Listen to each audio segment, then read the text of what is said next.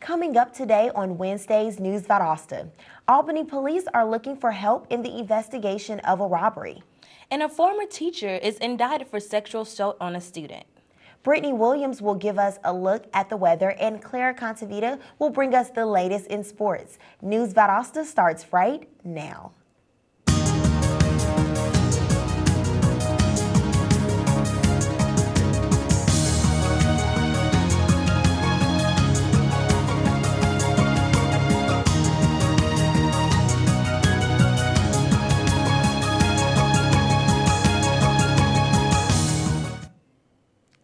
Welcome to News Valdosta. I'm Taylor Williams. And I'm Ariana Deans. Albany police are still on the lookout for two men who robbed a beauty supply store Monday night. The U.S. Beauty Mart on West Broad Avenue in Albany was robbed by two men wearing black hoodies. The robbery took place late Monday night and is still under investigation. At least one of the two men had a gun and demanded money from the store clerk.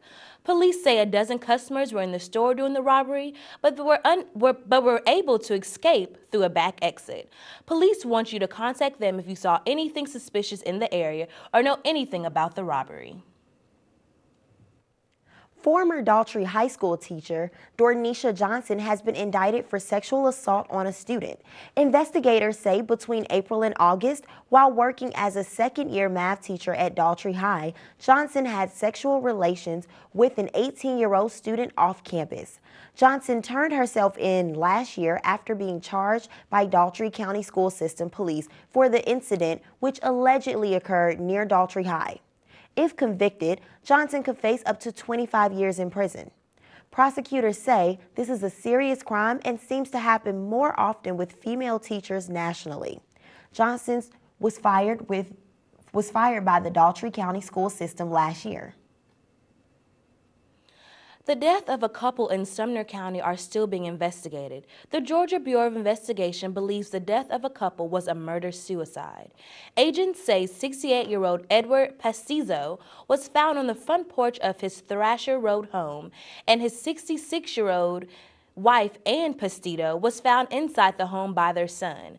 Pastizzo is believed to have shot his wife and then called his son and told him what he had done was a bad thing. Special Agent in charge, Danny Jackson, says autopsies will be performed on both the victims this afternoon. Jackson says investigators still don't know what led to Pastizzo to shoot his wife.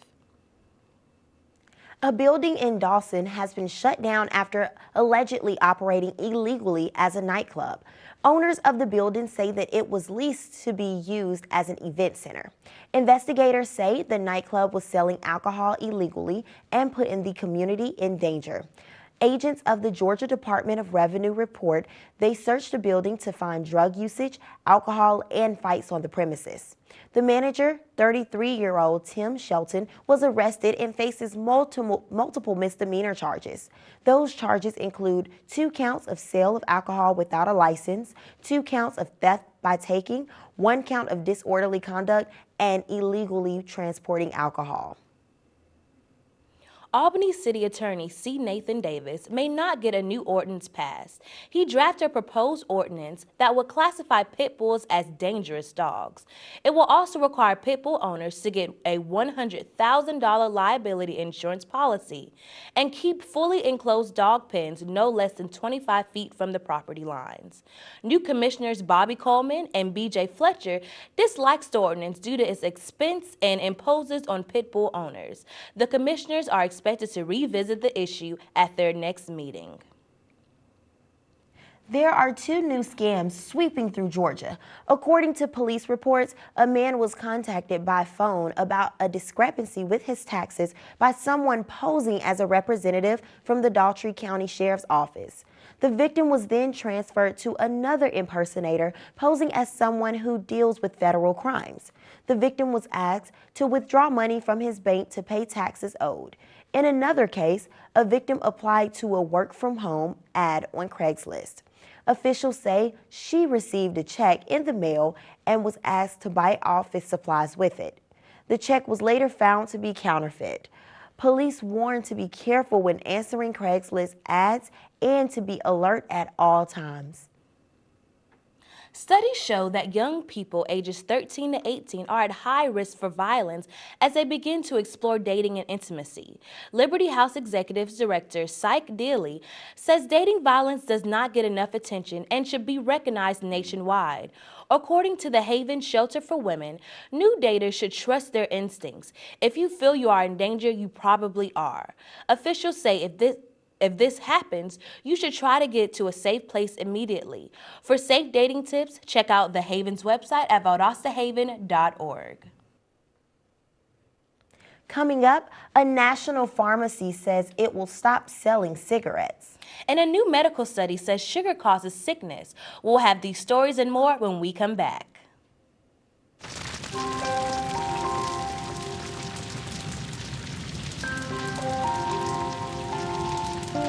A single ember that escapes from a wildfire can travel more than a mile. That single ember can ignite and destroy your home or even your community. You can't control where that ember will land, only what happens when it does. Get Fire Adapted now at fireadapted.org. Get your ass out. You're not sitting here. Yes, I am. Move. Give it to him hard. No. Every day, kids witness bullying. Why you stab me with it? No. They want to help, Ow. but don't know how. Oh, you got... Teach your kids how to be more than a bystander. Visit stopbullying.gov. Welcome back to News Valdosta. Do you add salt to your food? Maybe you shouldn't. Many processed foods already contain a lot of salt, and all that salt could harm your health. According to the Institute of Public and Preventative Health at Georgia Regents University, American teens are taking in as much dietary salt as adults.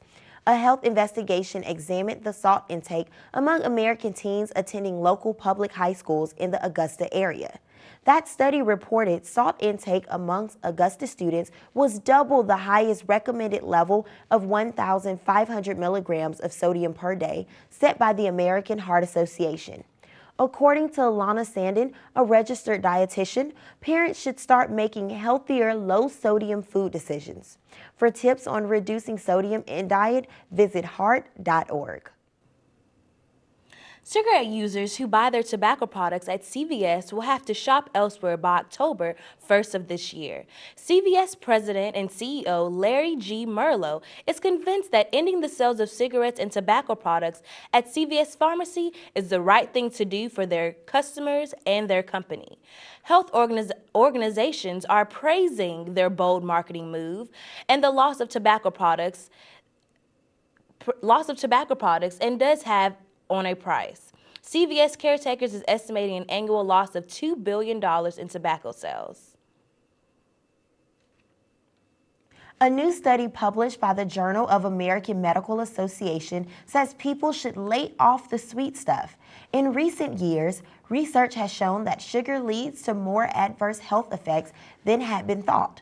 Sugar consumption is now considered an independent risk factor for cardiovascular disease as well as other chronic conditions.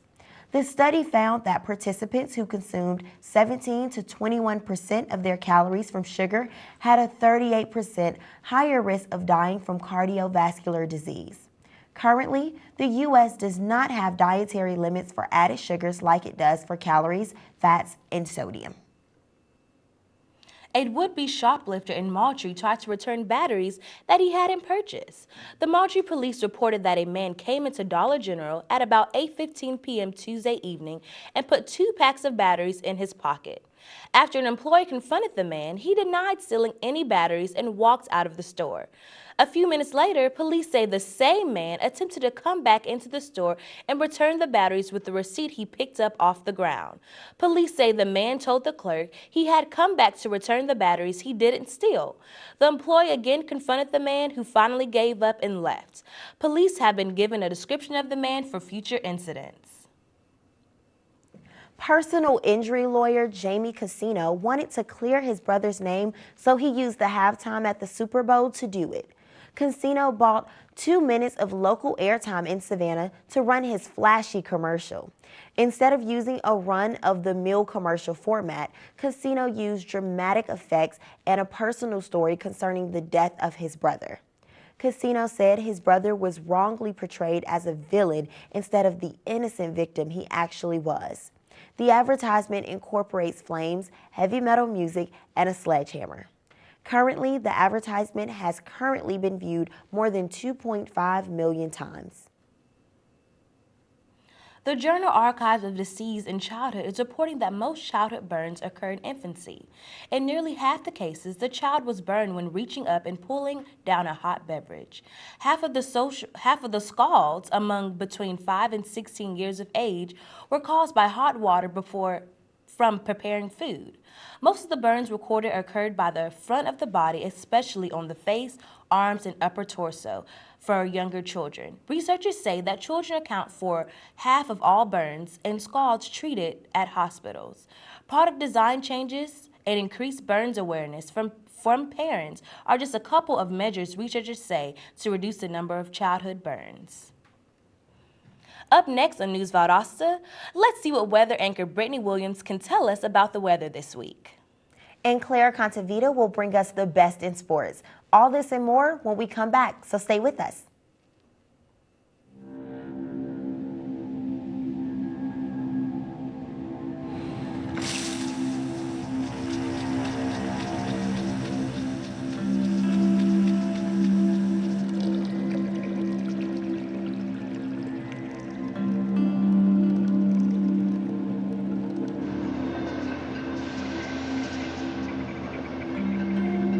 When some people struggle with their mortgage payments, they become frozen, petrified.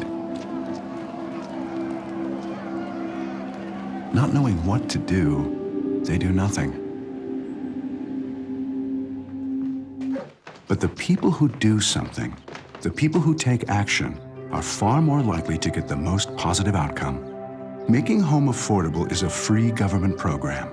Call now to talk one-on-one with a housing expert about the options that are right for you. Real help, real answers, right now.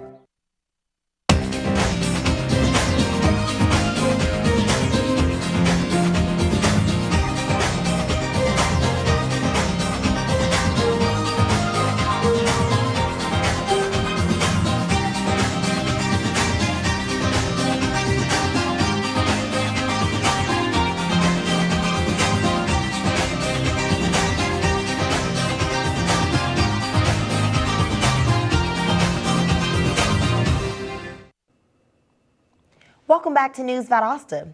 It's hard to believe that temperatures were so low last week that schools were forced to close for 2 days. But then yesterday, we were back up to highs of almost 80 degrees.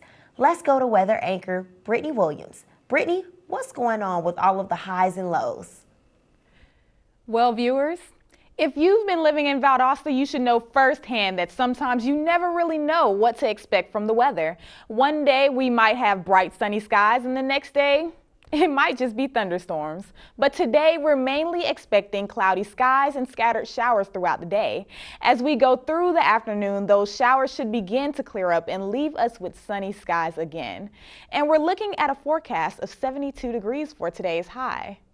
Tonight, the weather should slowly transition into a brisk wind with mostly clear skies and a low of 40 degrees. There is a 10% chance of rain, but no showers are expected. Tomorrow, we're expecting to see sunny skies again and a slight drop in temperature with the high standing at 61 degrees and the low at 45 degrees. Although we did have what seemed to be a summer vacation yesterday, with the sun shining and the high reaching 80 degrees, there were some people who got a little bit of a sunburn. Well, those of you who did experience that will be happy to know that today the UV index is at a low of 2 out of 16. So all of you quick burners can go easy on the sunscreen today and feel free to stay outside as long as you want to.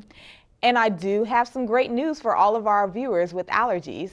It seems the rain did us some good and washed out most of the pollen from the air. This leaves our pollen count at a low of 2.6 out of 12 for weeds, trees, and grass today. That's our weather. Now back to you at the desk. All right, thanks, Brittany. Coming up next, we'll check in with Claire Contavita for the local sports scene, so don't go away.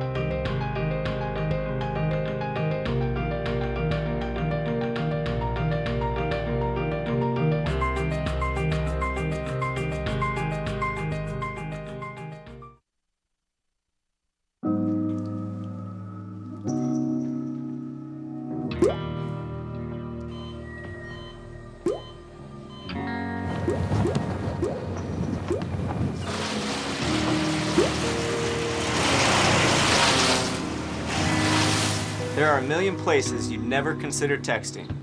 So why would you do it while driving?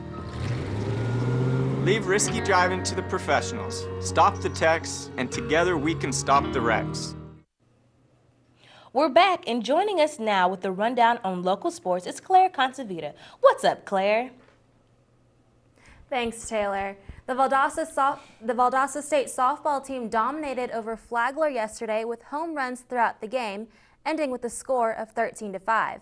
The Blazers took the lead early on in the game, never giving Flagler a chance to bounce back from the Blazers' beginning 7-2 lead. All Blazer home runs were made by 5 different players. The Blazers play next against Rollins this Friday at 7 p.m. in the Eckerd Tournament in Clearwater, Florida. Lowndes High School alum and Florida State football star Telvin Smith returned home Monday to attend the annual Viking Touchdown Club Awards ceremony. Lowndes football head coach Randy McPherson invited Smith as a guest speaker for the awards ceremony. Smith accepted owning part of his football success to the Lowndes High football program. Smith is currently preparing for the NFL Combine Scouting and Draft. The Valdosta High School varsity basketball team plays 1A 6A Tift County this Saturday. The Wildcats last played Tift County about a week ago on February 1st, losing 63-77. Valdosta is going to have another tough time this time around. Numbers predict that the Tift County Blue Devils will beat the Wildcats this weekend. Tift County's overall record is 21-2, while Valdosta's is 14-8. Moultrie native Ann Perry Blank has set an SEC record for the 1-meter dive in a dual meet between Georgia and Alabama. Blank, who's a Georgia Bulldog, scored a record-setting 327.89 points in the meet. The performance from Blank led to her being named SEC Diver of the Week, which is the second time this season she has received this honor. Blank also finished second on the 3-meter springboard event. It is National Signing Day. The top 300 high school players across the country will determine the next 2 to 4 years of their football careers today. Among the 300 players, Brooks County High School quarterback Malcolm Parrish ranked number 77 on that list. 6 schools made offers to Parrish, but in the end he committed to the University of Georgia. The Quitman native also ranked number 84 on a ranking by College Scouts. When we come back, we'll take a look at what Moody Air Force Base has in store for the weekend. And a rodeo might be the reason some kids are becoming more active. All this and more, stay with us.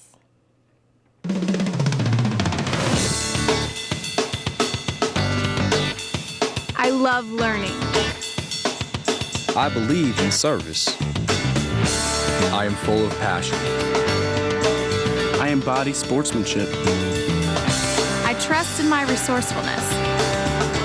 I like balance. That's why I chose it. I chose. I chose. I chose. I chose. I chose Division II.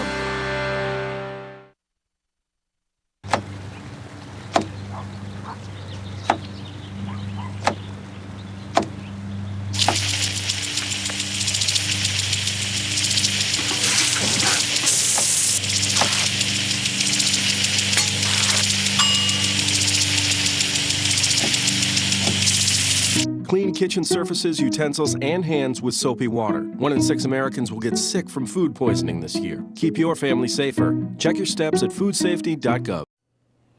Welcome back again. The Georgia State Patrol Post 31 reports that despite a reduction of troopers deployed on the roads last year, there were fewer accidents and injuries than the year before. The Post patrol roads in Brooks, Eccles, Linear, and Lowndes counties. Even though the weather was far from sunny and bright, families from Moody Air Force Base were in high spirits yesterday with the ribbon cutting for their new community center. Wing Colonel Chad Franks took over the renovation project for the community center 6 months ago and had 3 priorities for the wing: mission, family, and fun. With nearly $58,000 in donations from the community, Franks was able to make his priorities a reality. This community center is outfitted to host a wide range of events in the years to come, featuring a full kitchen, game room, and space for meetings. Want to introduce your children to a new type of music this weekend? The Bluegrass Expo for Children will give kids a chance to experience this all-American genre. Participants will get a chance to see instruments such as guitar, mandolin, and fiddle. Children can also be a part of the Instrument Petting Zoo, where they can play instruments themselves. The event is this Saturday from 1 until 4 p.m. at the Annette Howell Turner Center of the Arts at 527 North Patterson Street. Admission is free, but contributions are always welcome. We reported last week on the rodeo in Brooks County. Well, now it seems Lake Park wants to get into the action. The city of Lake Park is planning a rodeo for next month. This rodeo is shaping up to be one for the ages. The rodeo will be held on the 28th and 29th, but there will be events held all week, starting with a barn dance, a rodeo parade, and a Miss Rodeo pageant. The Lake Park Chamber of Commerce is hoping to make this an annual event. Willie Nelson's finally made it to Macon. The country legend had a show there last night, and almost didn't happen though. With the low advance ticket sales, the show was close to being canceled. But with Macon being the self-proclaimed city of people who do things at the last minute, the show sold out. Fans said Nelson was in a rare form and gave one of the best concerts in recent memories, and then was quoted as saying, "I can't wait to come back to Macon." Thanks for watching News Valdosta. I'm Taylor Williams. And I'm Ariana Deans. Join us again next time.